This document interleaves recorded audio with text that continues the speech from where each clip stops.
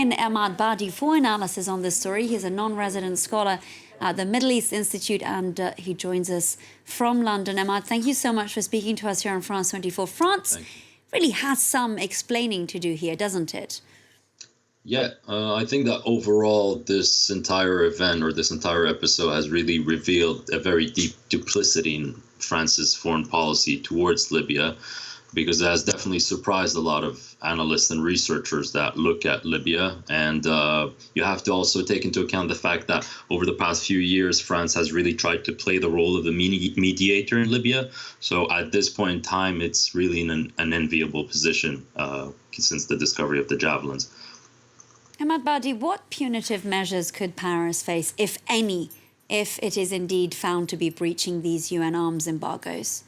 You also have to take into account the fact that France is a major player within the EU, and it's also one of the permanent members of the UN Security Council. So I really doubt that there will be significant punitive measures that will be taken against it. However, in terms of these javelins in particular, the issue is there are usually end-user agreements that are not supposed to be breached. So we'll still have to wait and look at what U.S. action will look like, given the fact that it's been discovered that France supplied them. And that's a big question. So we're not certain of punitive measures regarding the UN, but would this discovery, do you think, in any way put Washington at odds with Paris, given that, of course, as you just mentioned, these were very much American-made missiles originally sold to France?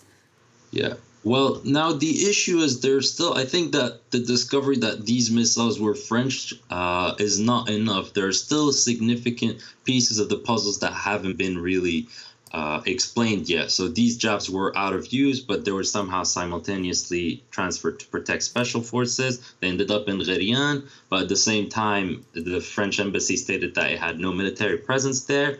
And there's technically tacit support for Haftar, despite the fact that he's staging a coup. So France has still some explaining to do on how these ended up really in Libya, to be honest.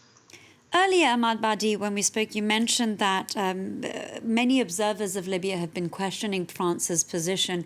Where do you think Paris will go from here onwards now that this discovery has been made?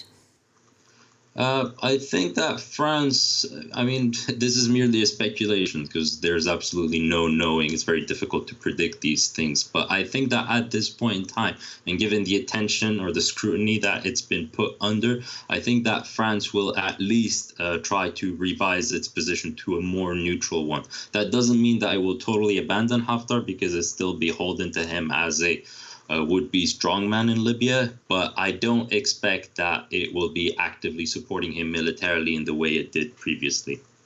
Emad Badi there, thank you so much for that very interesting analysis here on France 24.